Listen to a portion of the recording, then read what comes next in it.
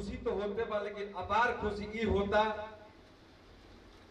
कि भोजपुरी के अपन विरासत जरा खन के खोजत या ओह महानुभाव लोगन के चरण के दर्शन करे के मिलल। मदन राय जी बानी भैया हमनी से 15 वर्ष पहले लगभग मुलाकात रहे, जब हमनी के टी सीरीज में बैठत रही जा, हम ओगरी पवन के गीत लिखत रही लगातार, और गरीब भैया की सब गीत गावत रही सब कर दिन के तोरा संग जाई भवरवा, हमनी के टी सीरीज में बैठत रही साथे, वो दिन याद करता आ बड़ा खुशी भइला हमनी के बनारस के धरती पर। तो हम बस टूटी फूटी भाषा में भोजपुरी खातिर एगो भीख मांगो गीत के माध्यम से कि अरे भाषा भोजपुरी, अरे भाषा भोजपुरी हवन जनमे के बोलिया हो, भाषा भोजपुरी हवन जनमे के बोलिया हो, एकरा के राखी लोग संभार। भाषा भोजपुरी आपन जनमे के बोलिया हो, एकरा के राखी लोग संभार। कि अपना मतारी के चरनिया पखारल जाओ के जाने संसार। अपना मतारी के चरनिया पखारल जाओ, जे करा के जाने संसार। काहे कि हमनी के अरमान एक ही बा, जौना कहते हमनी के लागल बनी जा कि सूचिया ठवा में कैसे शामिल होई भाषा मोर, एकरा पकड़ी लोग विचार। सूचिया ठवा में कैसे शामिल हो खो भाषा मोर, एकरा पकड़ी लोग विचार।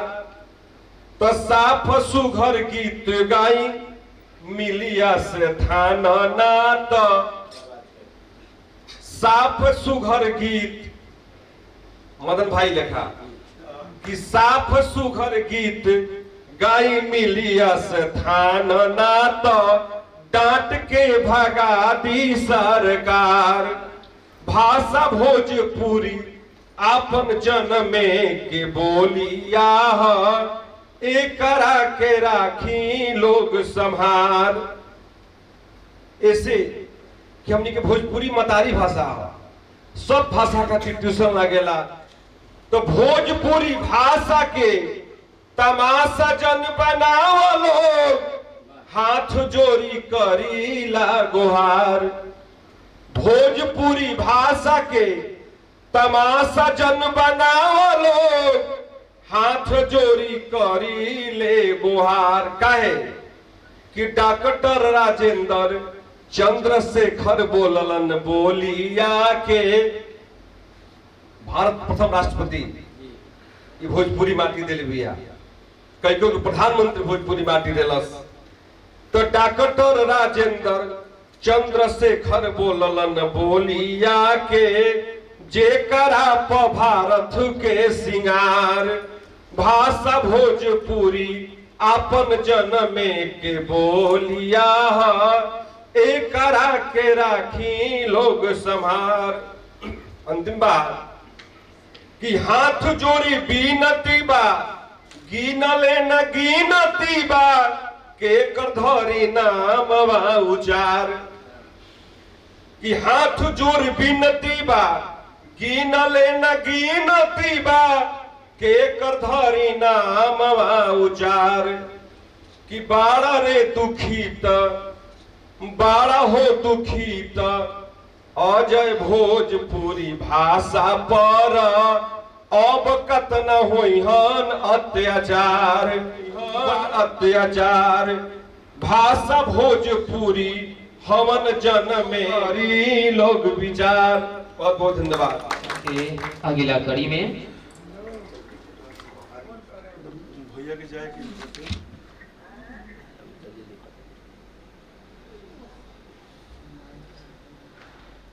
बुलावे चाहतनी सम्माननीय पूनम तिवारी जी के वहां के आई अपना एगो रचना से।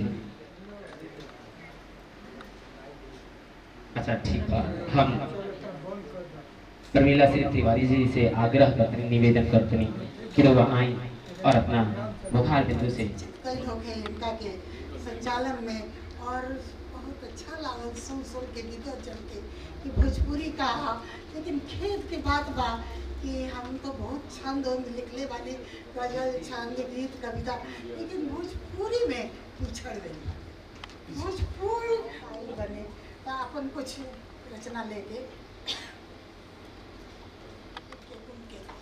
करोड़ों के सरस बानी है भोजपुरी, करोड़ों भगवान है भोजपुरी।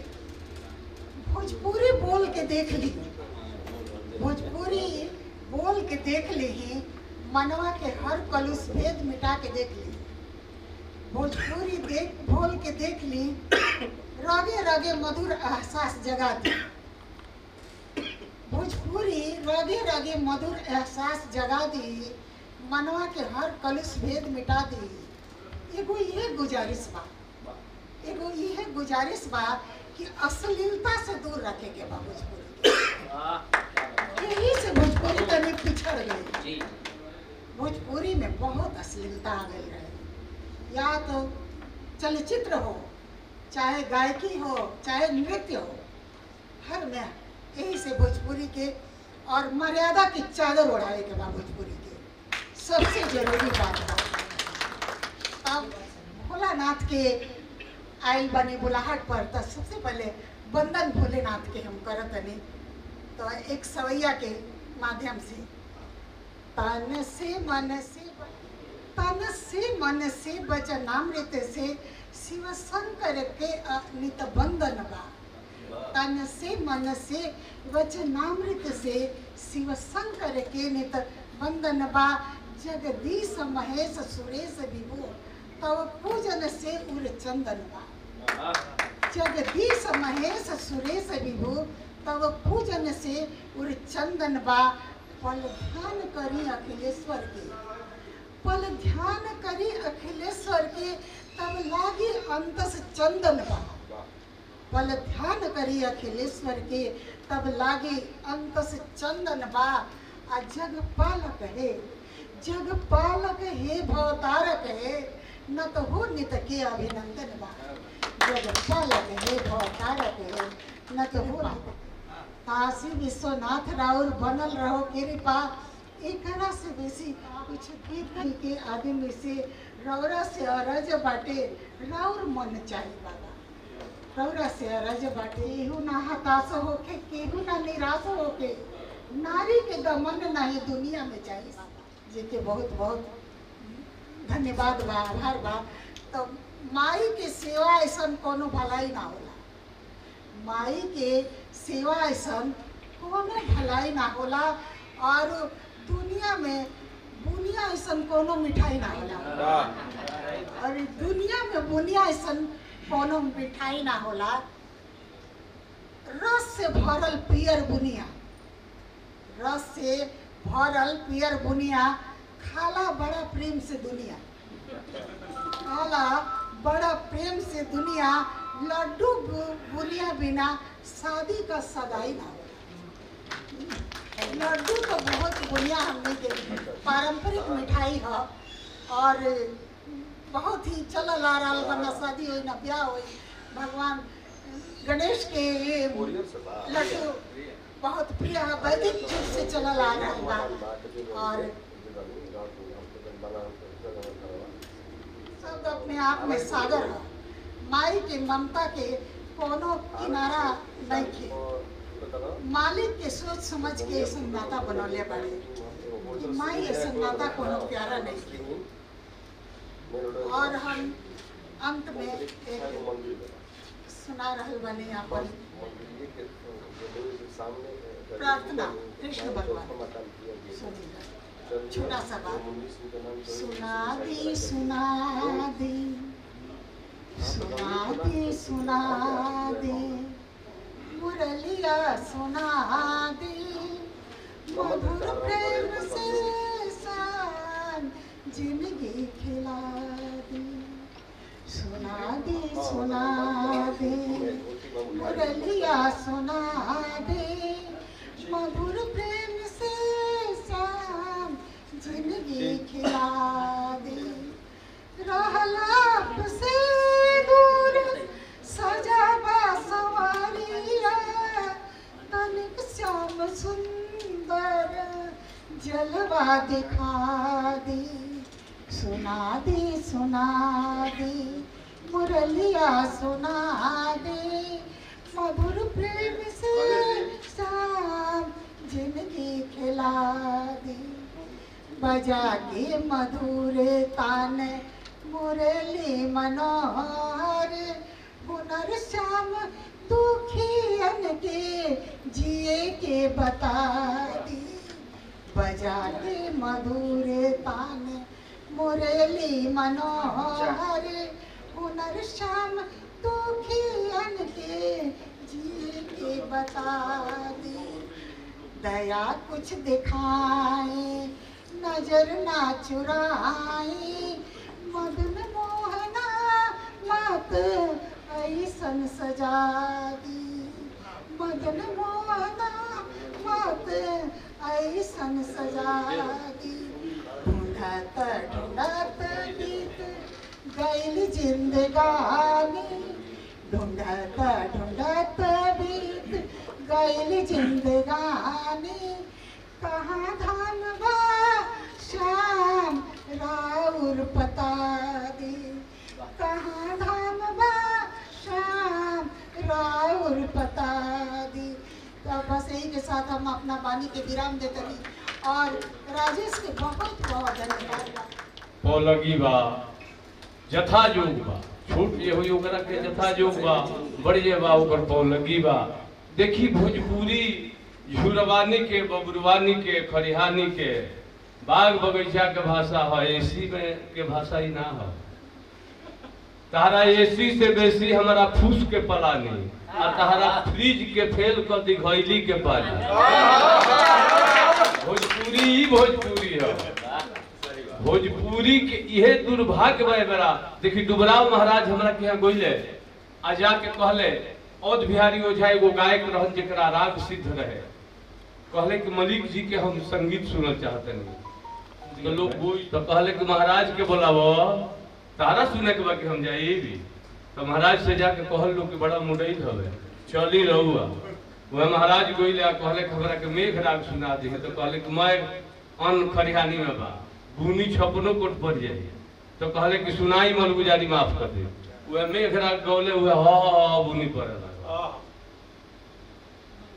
माने ई दुर्भाग्य बा कि भोजपुरी गायक भोजपुरी के नहीं जान पावत भोजपुरी में जो पैदा ले बा उ भोजपुरी के नहीं जान पावत यह दुर्भाग्य बढ़वे है बेरा।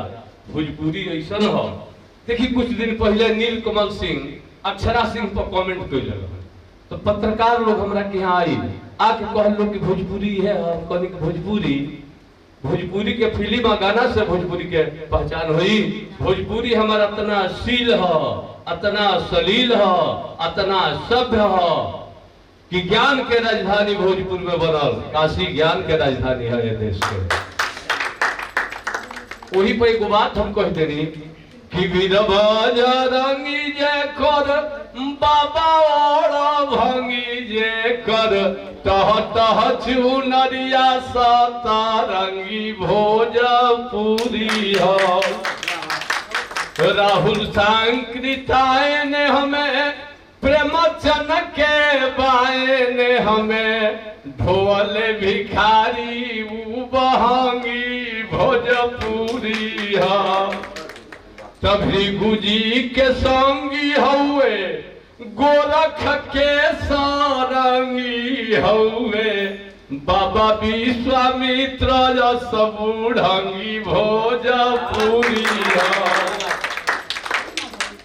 रंगी देखी मंगल के अखाड़ा के लंगी भोजपुरी ढंगी राहुरी हो जाई तरंगी भोजपुरी हो गंगा जी के हेठा वाली अमुछिया मुरे ठावाली से दहाड़े खड़जंगी भोजपुरी हो विश्व के दुलारी प्यारी नारी संस्कारी भाषा शिकारी के हाथ के तिलंगी भोजपुरी हो।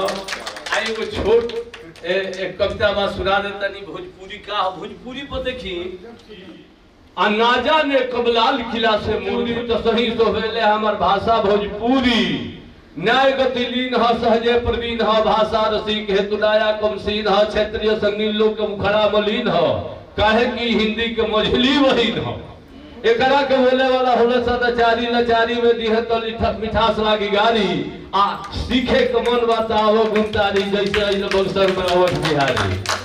अब देखिए भाषा का बा कि नुपुर घुंघुर बाजल गंगाजल ई भाषा होलरी अस भाजल हो बरछी अस पाजल हो होलरी अस भाजल हो बरछी अस पाजल हो गरजत गुहार के गुराजल ई भाषा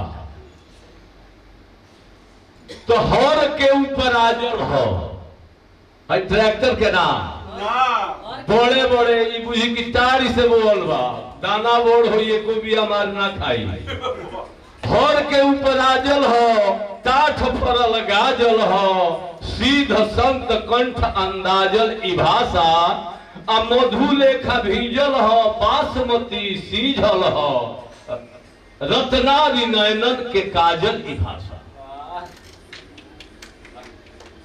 तो पगहा ओस बोरल हो आ खुइछा एकर भरल हो भरे के नहीं खे पगहा ओस बोरल हो खुइछा एकर भरल हो हृदय सिंहासन विराजल ई भाषा अरुचे भोजपुरी मीठ मर्दा भोजपुरी आधीठ शिकारी के हाथे धोल माजल की भाषा जवन प्रेम हमने की हाँ माता जी कहला में प्रेम ना मिले ए माई माई है लड़का जाके जब कही और एक कहला में जो प्रेम मिलेला कहीं ना मिले हमने के भोजपुरी की देखी भैया यहाँ के निर्गुण बोले बनी निर्गुण हमने के यहाँ का दुअर्था होला एगो हमरा के यहाँ बिहिया टीचर ट्रेनिंग कॉलेज के 6 गो रस तो कहत रही कि 6 गो रस के भूख कैसे करबा एक ही रस जौन बढ़वे तारा जीवन के ले लेता 6 रस के कैसे भूख करबा जब एक ही रस जीवन के ले लेता किए के रसा जिंदगी के बैरी तो 6 रस कैसे भोगए राम मनुष्य के योनि अतीव में सुजाना तो ज्ञान कौन जोगे नाहिए राम भमरा कमल में घुस के रस चूसता अब जाना तक साझ हो सूर्य डूबी है तो भमरा कमल के मुंह बंद हो जाएगा लेकिन वो मद में बा सोचा था कि रातिये भर में बंद रही है भोरे तो निकल के भागिए जाए कमला के रस चूसे भवरा मदाई नहीं जा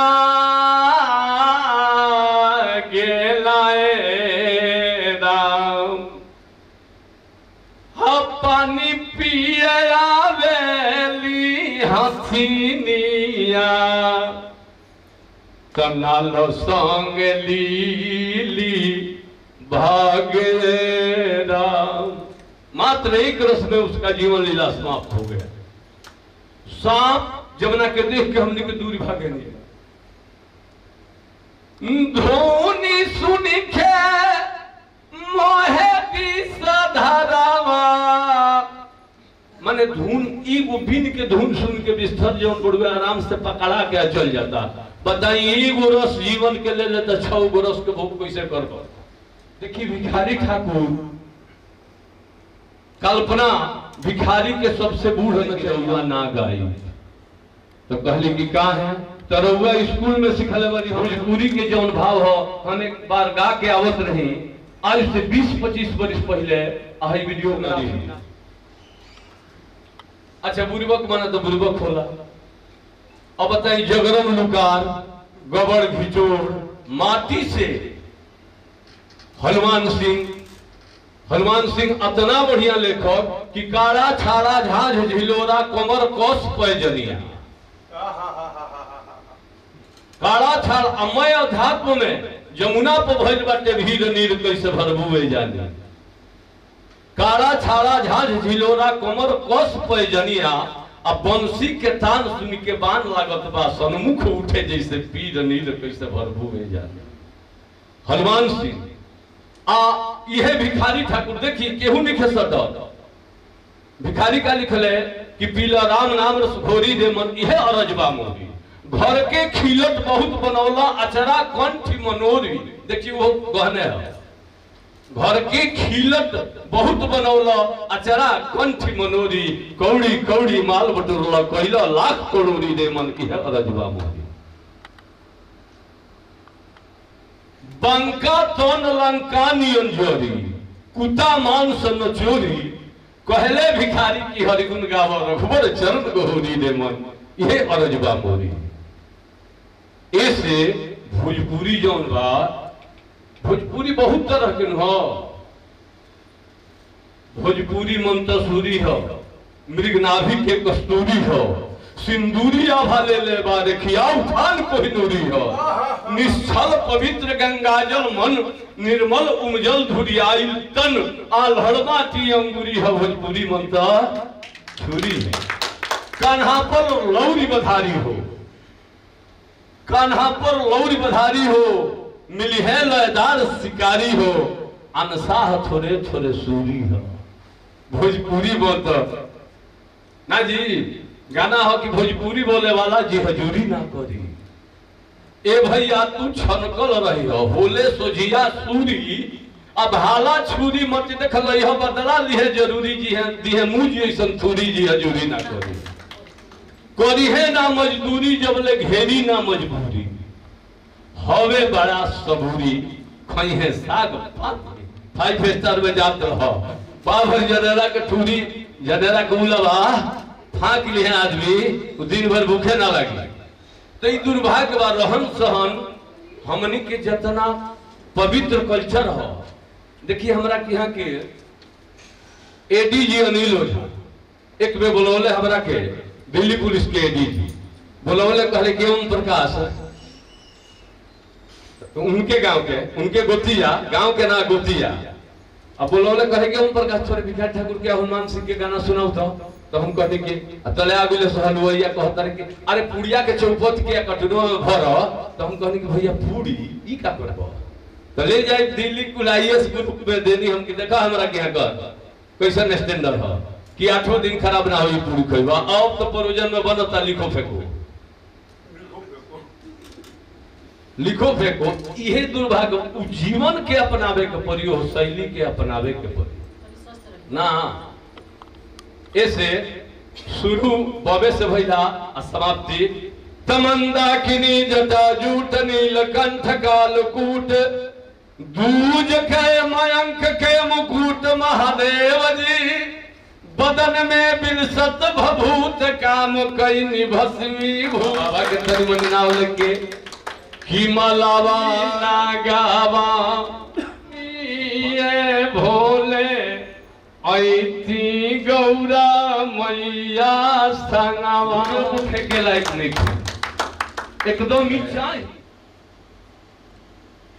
एक दिन अचानक फोन कोइले दानी है जय जटिल के सनगन भेष महेश बिनवत वानी है तन छार सोहे नागेंद्र हार आहार भंग के खानी है सोहे गौर अंग तरंग गंग के शीश निर्मल पानी है गरे खाल कूट खमारी कर डमरू त्रिशूल सुहानी है कल्याण कर सुनील कंठ काशीज कर राजधानी है संग भूत प्रेत बेताल जोगिनी चरत रहत चरत बचानी है जय महाकाल कपाल व्याल बचंद्र भाल निशानी है सुत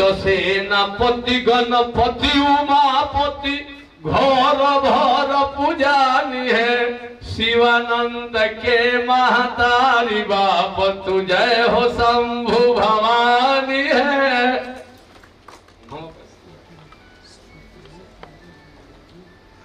भोजपुरी के मंच पे जहां भी जाए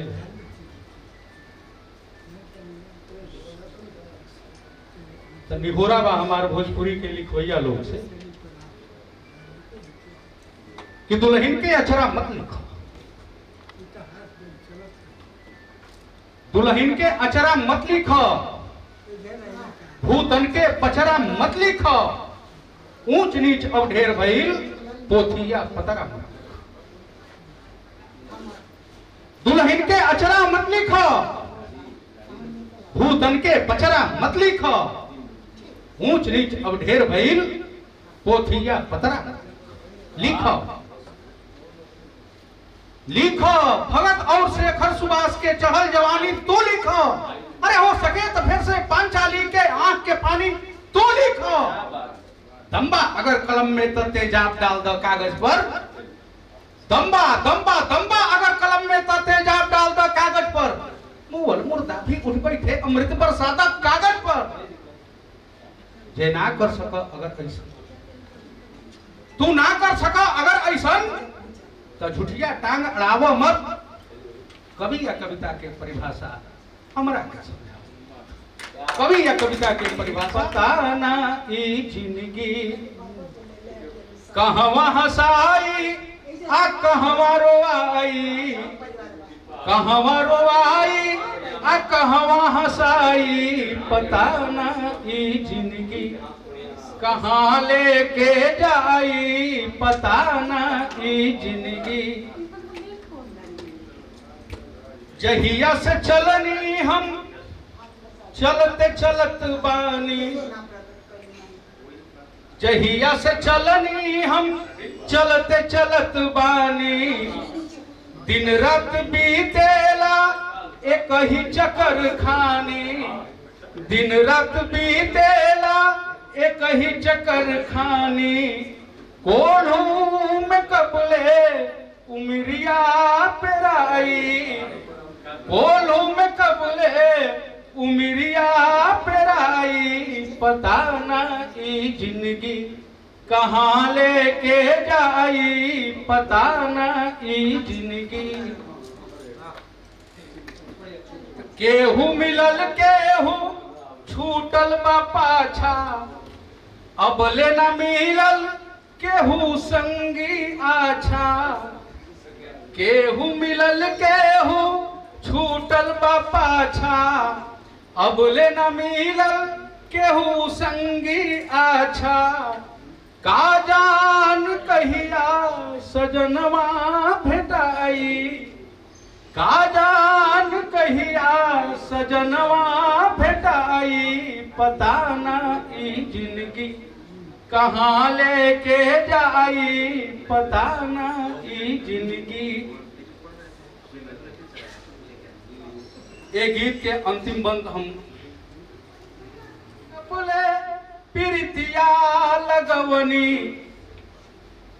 साचल थाती हम कुल्हिए लुटवनी, जेकरा से अबले प्रीतिया लगवनी, साचल थाती हम कुल्हिए लुटवनी, दिहलस न अबले दर्द के दवाई, अरे मिलल न अबले दर्द के दवाई। जाई, पता ना ई जिंदगी कहाँ लेके जाई, पता ना ई जिंदगी। फिर एक बार रउआ सबके गोड़ लागता नहीं, धन्यवाद। अच्छा लगे तो जुबान दीजिएगा।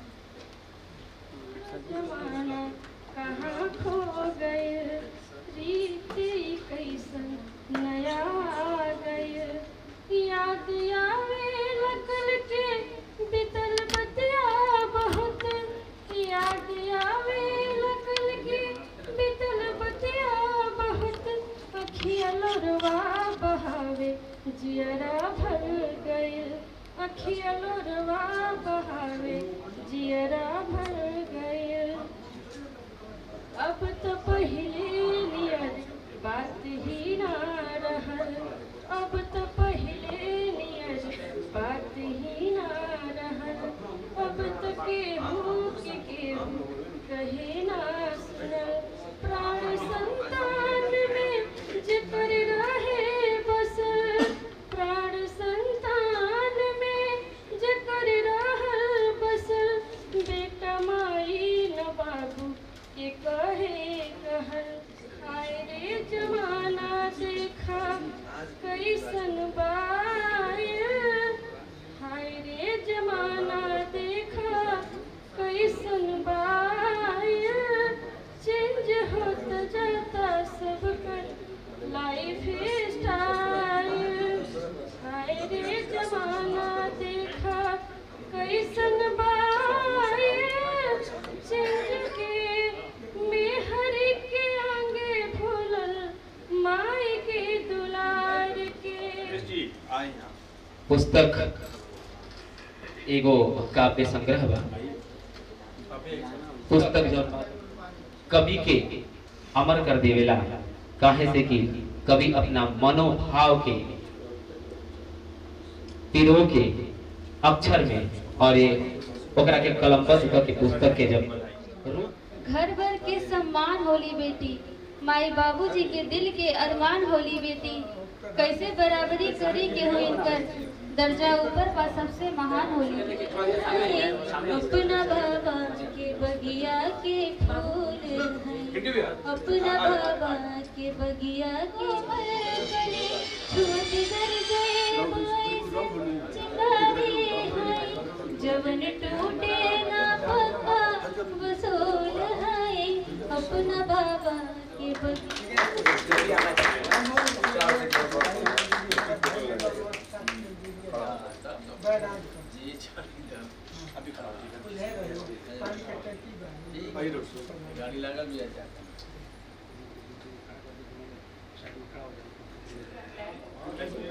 जे लोग भेजा उपस्थित बा सबके हम प्रणाम करतानी।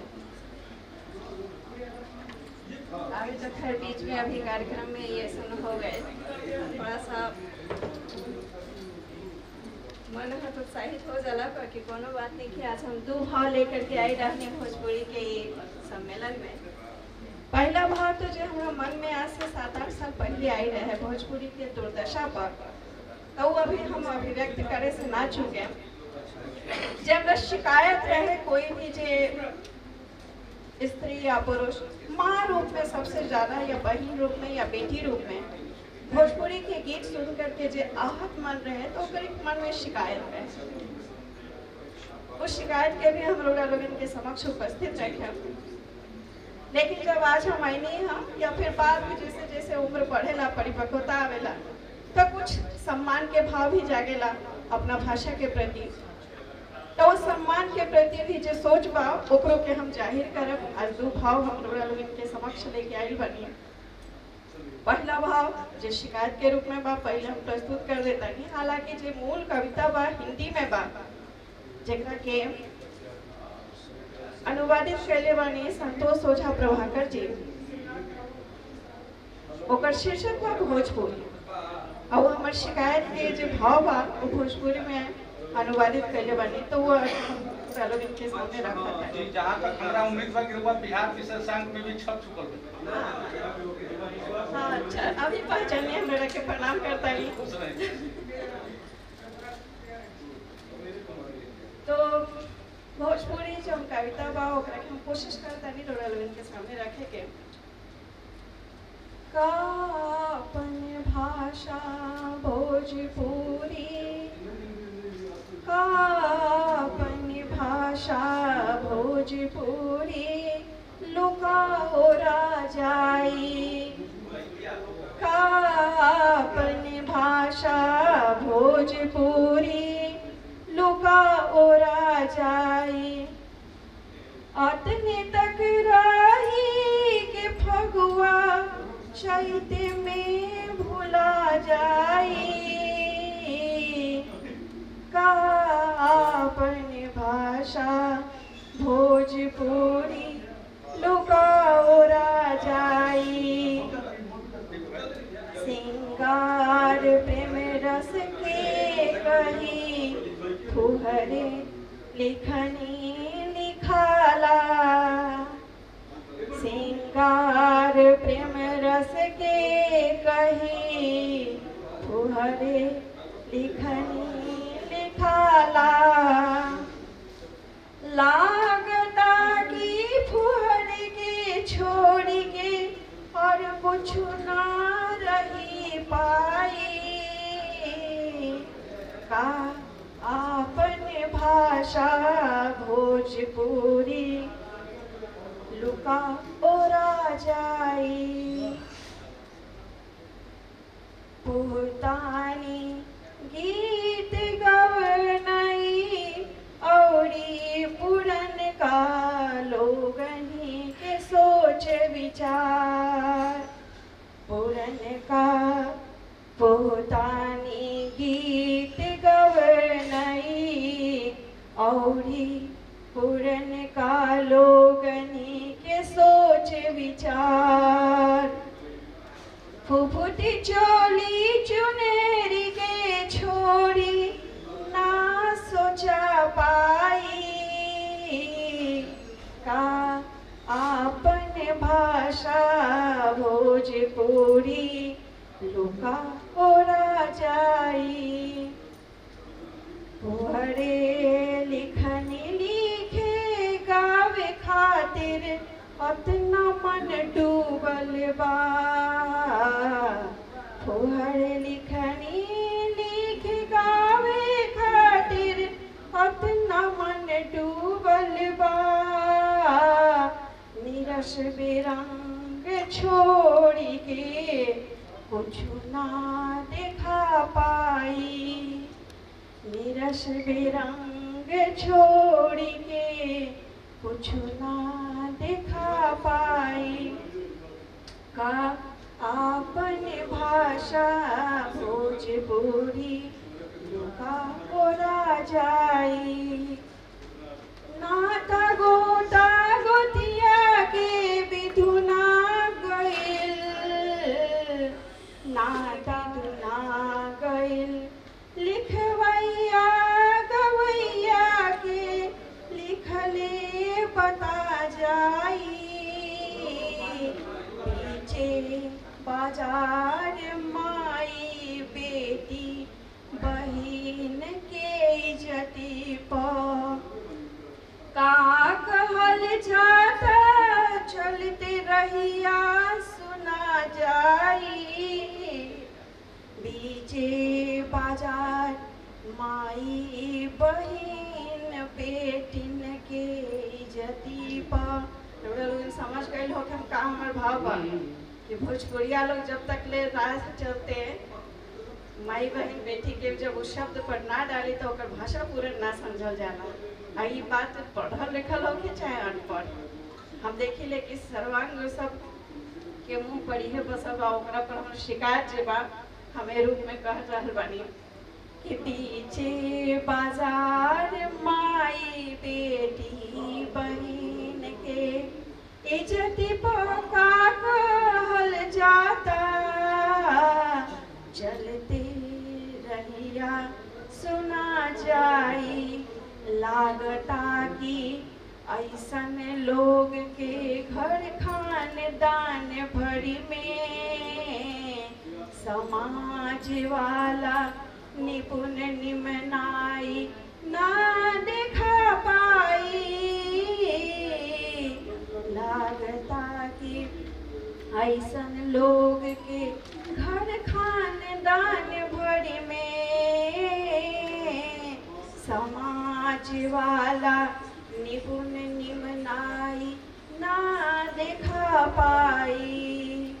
माई बहिन बेटियन के इज्जत के लूट लिहल।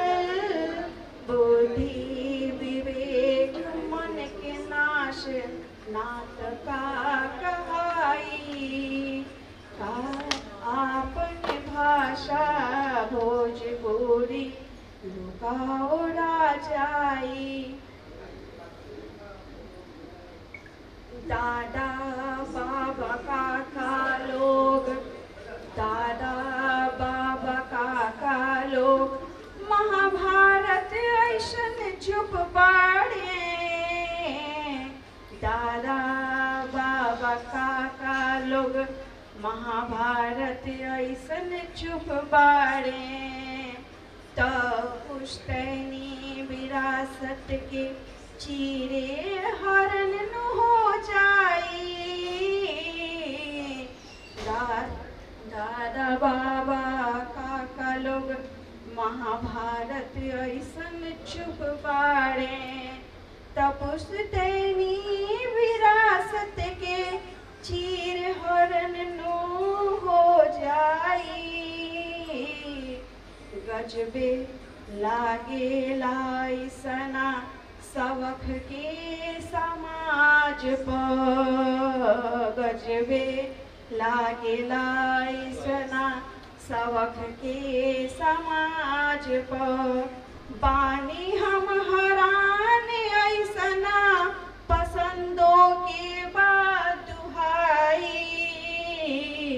का आपन भाषा भोजपुरी लुका ओरा जाई। हिंदी साहित्य के अंजोरिया के दासा पर आजू। ज्ञानी समाज के हाथ न बेइज्जती कबो ना सहाई। हिंदी साहित्य के अंजोरिया के दासा पर आजू। ज्ञानी समाज के हाथ न बेइज्जती कबो ना सहाई। का आपने भाषा भोजपुरी लुकाओ जाई। अब दूसरा भाव जो कि अपनी बोली के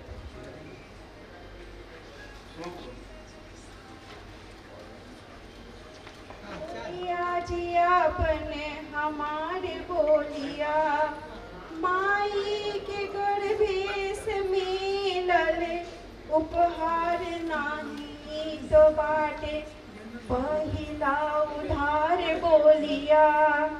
हम एकरा के उपहार ना माने ले, हम उधार माने ले। उधार बा जेकर चुकावे के पड़ी। उपहार होला तो आदमी रख के कहीं कोना में भुला जाला, ओकर अपमान उचित ही उपाटे उपेक्षा रूप में भी आदमी त्याग देला। लेकिन हमरा लागेला कि जब हमनी के बोली बा वो हमनी के उधार रूप में माई के गर्भ से मिलल बा। आ ओकरा के पूरा करे की जिम्मेदारी हमनी पर जन्मजात रूप में बा। जन्म मरण के बीच में डोलते नवका पुरने का भाव के घोलते। जन्म मरण के बीच में डोलते कर्म नवका पुरने का भाव के घोलते। धर्म कर्म हिसाब बेसुमार बोलिया। बोलिया जी आपने हमारे बोलिया। रोजी के क्रिया कर्मवा से जागल। रोजी के क्रिया कर्मवा से जागल। हाट बाजार मिलवा के लागल। बन जाए तीज त्योहार बोलिया। बोलिया जी आपने हमारे बोलिया। जामते लइकवा के उठे सोहरे। सोहर आज भी जब लोक भाषा पे जब उठी तबे ज्यादा मधुर भी होला और परिपूर्ण भी होला। ओकरा के कखनो हिंदी में डुबा दिया तो कहीं ना कहीं वो भावना जागेला जे ओकर वास्तविक रस जे बा। तो जामते लइकवा के उठे सोहर, खेलते कूदत सुनी बोलिया तोतर। कोई भी बच्चा जब आप पहले शुरुआत जब माई के भाषा से ही होला तो तोतरी भाषा में जब वो बोलेला बोली रूप में तो ओकर भी एक अपन श्रृंगार व भाव बा। हर खेत होई जाला सबके उद्धार बोलिया, बोलिया जी आपने हमारे बोलिया। हंसते बोलती भाव मनवा में जागले। कितना भी अंग्रेजी में आई लव यू कर लेवे आदमी, लेकिन जब मन के जो वास्तविक भाव बा, हंसते बोलते भाव जो बा वो फूटेला जब अपन भाषा में तबे वो परिपूर्ण होला। हंसते बोलते भाव मनवा में जागल, कहते सुनत तार नहिया के लागले। पिन लागल पेट होखे मन मनुहारिया जी आपने हमारे बोलिया। गीते कहानी कविता बनी झूमे, गीते कहानी कविता बनी झूमे। सतरंगी सपनवा के झूमे, नवका दुल्हन की दुल्हनिया के कोहबर डोलिया कहार बोलिया, बोलिया जी आपने हमारे बोलिया। भोथर से भोथर दिमागवा में घुसे। अंग्रेजी जे भाषा बा चाहे बाकी दूसरा भाषा बा ओकरा सोचे खातिर समझे खातिर बड़ी माथा के संघर्ष करे के पड़ेला। बाकी जे अपन बोली बा भोथर दिमाग में भी घुसेला। अब भोथर दिमाग एकरा कहा जाला रोड़ा लगी सब समझते हो सब लगे कि भोथर से भोथर दिमागवा में घुसे।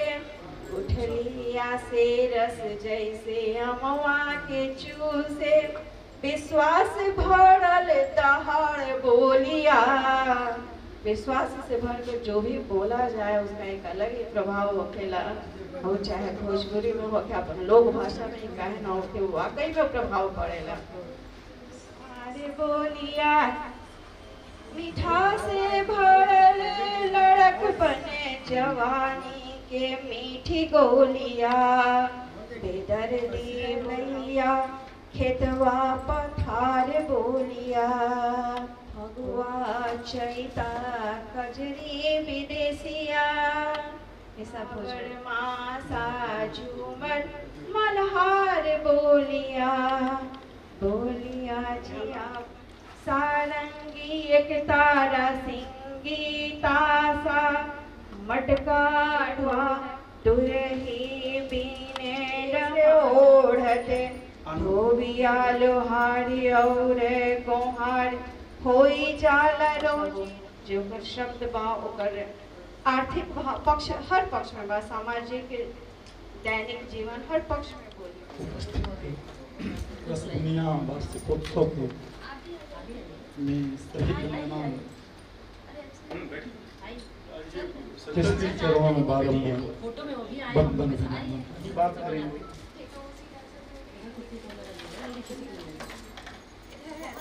रीति में ही कुरीति छिपा होता है। आप करेंगे भोजपुरी हम तो बोल नहीं पाते हैं क्योंकि मगध क्षेत्र से। तो जैसे एक समय था जब सती प्रथा जरूरी था, अंतराल आया उपकार, एक बलि का बकरा रो रो कर मां से ओई पूछता बकरा माई भइल कामन हमारा से पाप हो। काहे हमर गरदं कटाता ए माई, ए दिहल ऐसन सराप हो के दिहल ऐसन सराप हो। बकरा माँ से कहता है कि माँ कि नाही कबुनी मियाँ के गछिया तगैनी नाही कब नाही कहीं कमानो कसूरावार गरदं कटाताए माई हे दिहल ऐसन सराप हो। अगर मेरे बलिदान मात्र से इस विश्व का कल्याण हो जाए तो मैं अपना जान खुशी खुशी दे कि हमारे से होइत जदि जग के भलाई मुड़िया पटक की जान दे दे तिमाई और का अपना सेवा का के आगे माई करे आन बोलता बिलाप हो काहे हमार गरदं कटाता माई हे दिहल ऐसन सराप हो हे दिहल ऐसन सराप हो। धन्यवाद। बहुत बढ़िया। इस वार्षिकोत्सव पर उपस्थित मातृशक्ति के प्रति हमारी बहनें, हम सभी भाई, रसगुनिया समारोह की संस्थापक हमने के बड़ भाई राजेश ओझा धर्मशील जी, यहाँ के जितना बड़ प्रयास यदि कहल जाओ वो अपना आप में कम बा। हमने के बीच में उपस्थित हमने के गार्जियन, हमने के चाचा श्री विनय राय जी, रसगुनिया संस्था के वर्तमान अध्यक्ष श्री संजय सिंह चंदन जी, इस सभागार में उपस्थित मातृशक्ति के प्रति सब बहन की सादर चरण स्पर्श बा, वंदन बा, अभिनंदन बा। ऐतिहासिक अवसर पर हमने का आमंत्रण पाके अपने के हर्षित होता नहीं जाए। क्या कि हमारा याद बा राजेश भैया, ये करीब 6 महीना पहले रसगुनिया के कार्यक्रम में हम जुड़ा रहे मिथिलांचल से ऑनलाइन मिथिलांचल से जुड़ करके वही मिथिलांचल जहाँ पर मैथिली भाषा के पूरा वर्चस्व बा, वो क्षेत्र में भोजपुरी की जितना हो सके उतना हमने का प्रयास करते हैं। भोजपुरी अपना प्रभाव में, अभाव के दौर में भी प्रभाव में स्थापित होको, ये हमने के प्रयास बा। 7वीं सदी में भोजपुरी के जब शुरुआत हुई, वो बेरा से लेकर के ये बेरा 1300 वर्षों के संघर्ष के बावजूद जीवन भोजपुरी का स्थान चाहिए तो नहीं मिल पाओ। ओकरा खातिर दोषारोपण कहीं से सटीक नहीं है। दोषारोपण कहला के बजाय विनय चाचा हमार उम्मीद बा, हमारी मांग बा कि आने वाली पीढ़ी के ये प्रयास करे कि चाहिए कि भोजपुरी की जो अधिकार चाहिए संवैधानिक रूप से 8वीं अनुसूची के अधिकार मिलो। लेकिन सबसे पहली बार भोजपुरी के संवैधानिक अधिकार दियावे खातिर वही मिथिलांचल से जो मिथिलांचल में हम वर्तमान में बड़ा कार्यरत बनी, माता सीता के जगत जननी की जन्मभूमि में सांसद भोगेंद्र झा जी 1969 में प्राइवेट बिल लाई रही सदन में, ताकि भोजपुरी के संविधान में 8वीं अनुसूची में मान्यता मिलो। लेकिन वो बेरा ना मिलो। ओकरा बाद से ये बेरा ले 2024 ले 18 बार निजी रूप से बिल अब बहुत ही सारा शून्यकाल में, प्रश्नकाल में कई बार मुद्दा उठल, कई बार आवाज उठल, लेकिन ओकर कोनो अधिकार ना मिलल। ये बहुत ही दुख के बात बा कि हमने के करीब 24 करोड़ लोग, 24 करोड़ भाई बहनी भोजपुरी बोले नहीं जा, ये बोले वालों की डाटा बा, लेकिन भोजपुरी सुने वाला के जो आंकड़ा वो कम से कम 50 करोड़ के पार बा। जेवना मिथिलांचल में लोग भोजपुरी बोले ना जानेला, लेकिन कोनो बियाह शादी हुई तो भोजपुरी गाना जरूर बाजी। जेवना गुजरात में लोग भोजपुरी ना बोल पावेला, लेकिन भोजपुरी के गाना बजला बिना कोनो बियाह शादी संपन्न ना हुई।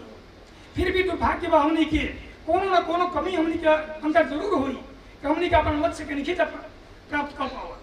दूसरा बिंदु हमनी के बा कि सब केहू सोचेला, हमनी के सब केहू प्रयास करे जा कि भोजपुरी से अश्लीलता दूर हो जा।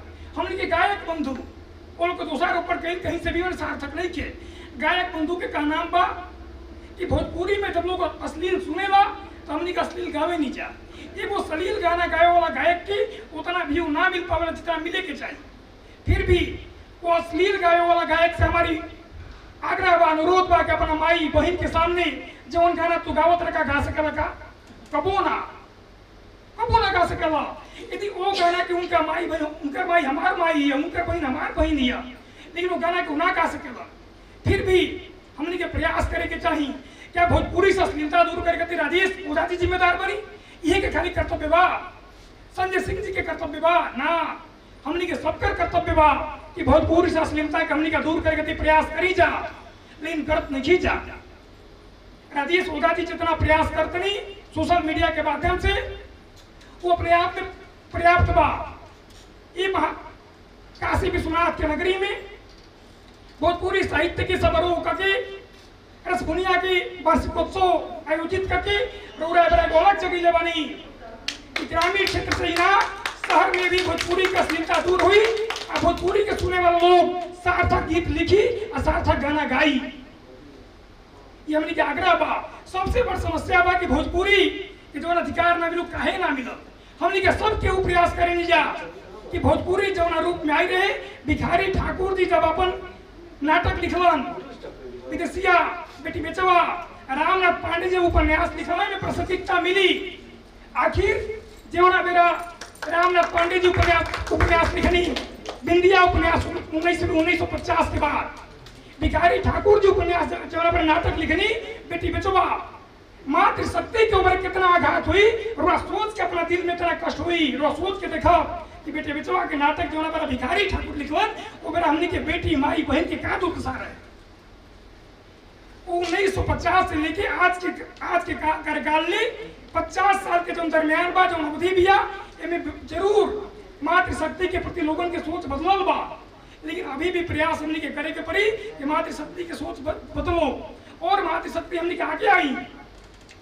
हमार आग्रह बा समाज के आधुनिक भोजपुरी गायक लोगों से कि जवन गाना तो गावत रहो वो गाना के गावे से पहले एक बार अपने घर में, अपना परिवार में, अपना पत्नी के सामने, अपना बहन के सामने, अपना बेटी के सामने एक बार गा के प्रयास करो और बाद यदि ओकर अप्रूवल मिल जाता तो गाओ, खुलेआम गाओ, कोनो दिक्कत नहीं है। अश्लीलता एक कदर समाज में फैल गई बा कि लोग ढोणी पर लोन लिया से लेके ढोणी देखला तक गीत गावता। जौना शब्द के हमनी के परिवार में सुनना चाहे नहीं जा, अपना माई के सामने, अपना बहन के सामने कहना चाहे नहीं जा, ओकरा के लोग सामूहिक रूप से सुनाता। कितना कष्ट के बात दिया, शर्मनाक बात, शर्मनाक विषय बा। यदि यहू पर हमनी के सुनला के बाद ओकर विरोध ना कल जी तेकर मने हमनी के अगर अंतर मन से अपन मौन सहमति दे तनी जा। हमनी के कहीं ना कहीं नैतिक जिम्मेदारी बिया, मौलिक कर्तव्य बा एको भोजपुरी भाषी भैया के नाते ऐसा गाना गावे वाला लोगन के हमने के विरोध करे के पड़ी। ये लोग संगे और कुछ ना आग्रह करे के बाद जवन गाना बाबू तू गावा तारा वो गाना के अपना परिवार में पर गा के दिखावा। दरअसल राजेश भैया हमारा बैकग्राउंड कॉमर्स बैकग्राउंड किया, हम कॉमर्स बैकग्राउंड के शिक्षक हैं। हम तो वो परंपरा सही ना जोड़ा जोड़ा कहवा ले बिटोरला तू पाई, जोड़ा जोड़ा कहवा ले बिटोरला तू पाई, यही में दियाला जवानी बिताई। जवना बेरा लोग कलकत्ता कमाए जाओ पूरब की दिशा में, यदि कोनो रोजगार के क्षेत्र रहे तो कलकत्ता रहे, पश्चिम बंगाल रहे।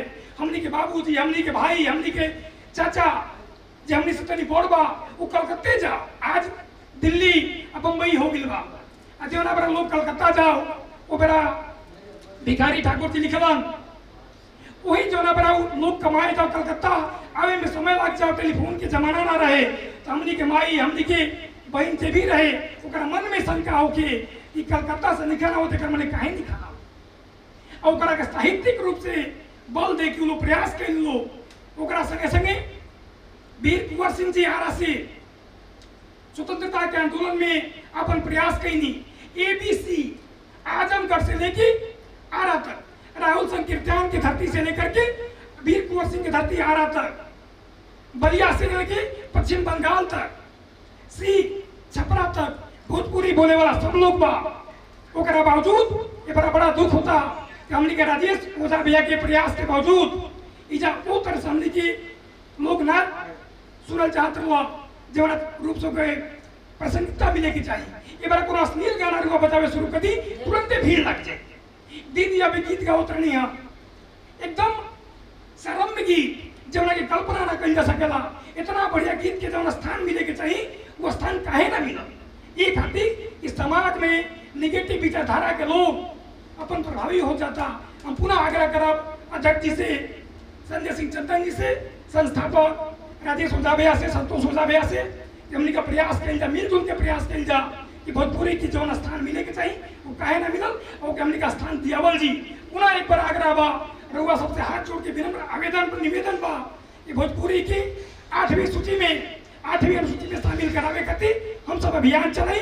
पुनः वर्तमान सरकार से हमने का सदन से सड़क से लेकर सदन तक भोजपुरी के अधिकार की लड़ाई लड़ल जी। यही अपना आग्रह के साथ राजेश भैया की बहुत बहुत धन्यवाद।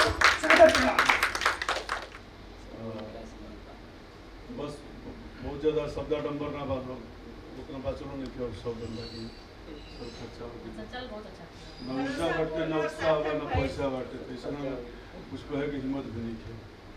जैसे वो लोग ये कार्यक्रम में नहीं जा भाग लेते जा करके सफल बनने जा। बहुत बहुत धन्यवाद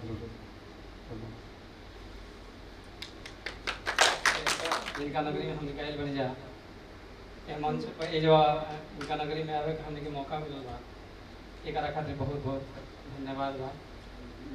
आ सौभाग्य प्राप्त होइल बा राजेश जी के माध्यम से।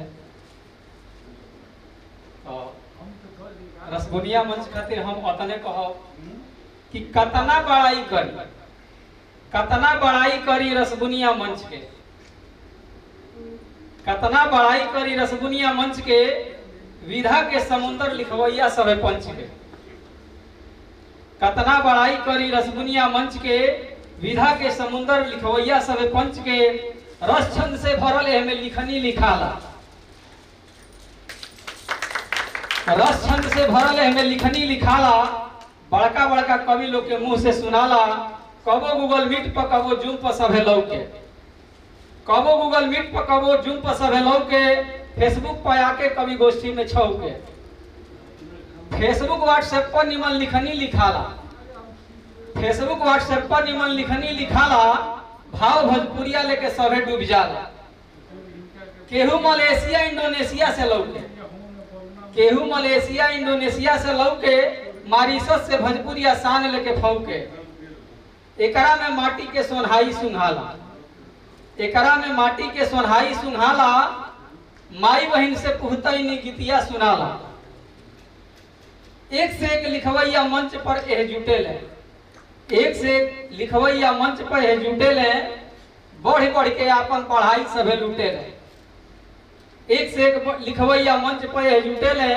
बढ़ बढ़ के अपन पढ़ाई सभे लुटेले। भाई राजेश जी के मंच से जोड़ावल, भाई राजेश जी के मंच से जोड़ावल। सभे भोजपुरिया साहित्यकार के मिलावल। करत बड़ाई हम थक जाए तब हूँ, करत बड़ाई हम थक जाए तब हूँ। कसहूँ ओराई न बड़ाई एकर कब हूँ। धन रसबुनिया मंच, धन रसबुनिया मंच करोड़ों प्रणाम बा। धन रसबुनिया मंच करोड़ों प्रणाम बा। दिन दुना रात चौगुना बढ़ो ई आह्वान बा, दिन दुना रात चौगुना बढ़ो ई आह्वान बा। भोजपुरिया भाई लोग खातिर अगर से जवरिया में गौवा नगरिया में सभे लोग जाने ला हटे शान भोजपुरिया। सभे लोग जाने ला हटे शान भोजपुरिया। बाबू कुंवर सिंह यहाँ अदड़ धात वीर भैले। राजेंद्र प्रसाद यौरी ठाकुर भिखरिया। वीरन के बाही हटे भटकत के राही हटे। तो बोला गतियाई बेजान भोजपुरिया, तो बोला गतियाई बेजान भोजपुरिया। केहू फूहर गाना गा के जिंदगी सवारे खातिर, सभे के देखा के फूहर करे मसखरिया, सभे के देखा के फूहर करे मसखरिया। आज लौकताटे असलील फूहर पातर जे काराज, उहे पीछे वाला के दिखाई दिहल सिरहिया, उहे पीछे वाला के दिखाई दिहल सिरहिया। बोले में लजाले ढेरे ढेरे लोगवा मुँह फेरे, कतरी कटेला जब लौके भोजपुरिया, कतरी कटेला जब लौके भोजपुरिया। मिसिरी मिठास भाषा बिंदास रहे 12 मासा, रौरा औरी जी से आदर करत भोजपुरिया। एकर खाइल लिट्टी चोखा जिभिया के डाले धोखा, मुहावा फुलावे फास्ट फूड भेलपुरिया, मुहावा फुलावे फास्ट फूड भेलपुरिया। राती के बराती छूटल खाइल पूरी पाती छूटल, छूटल चौपाल बाबा दादा के जमतिया, छूटल चौपाल बाबा दादा के जमतिया। हमरो भाषा में कतने कवि लेखक गायक भइले, तबो यतन काहे अपमान भोजपुरिया, तबो एकर काहे अपमान भोजपुरिया, तबो एकर काहे अपमान भोजपुरिया। एकरे साथ हम अपना वाणी के विराम देता नहीं, अपना रचना के विराम देता नहीं। जय भोजपुरिया, जय भोजपुरी, जय रसपुरिया मंच।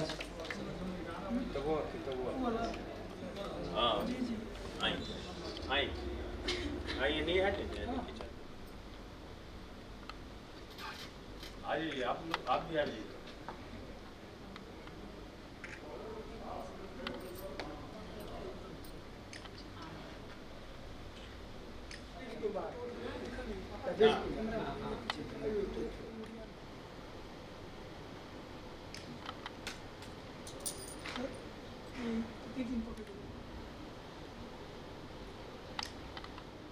हाँ, वहाँ के ले लीजिए सरिता भाई के किताब को लोकार्पण करवा जाता अच्छा तरीके से।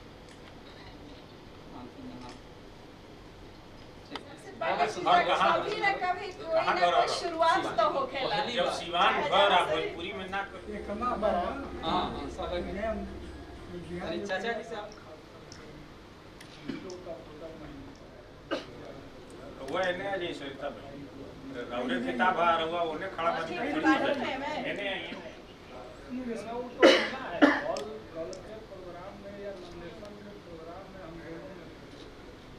काफी भेज दिया है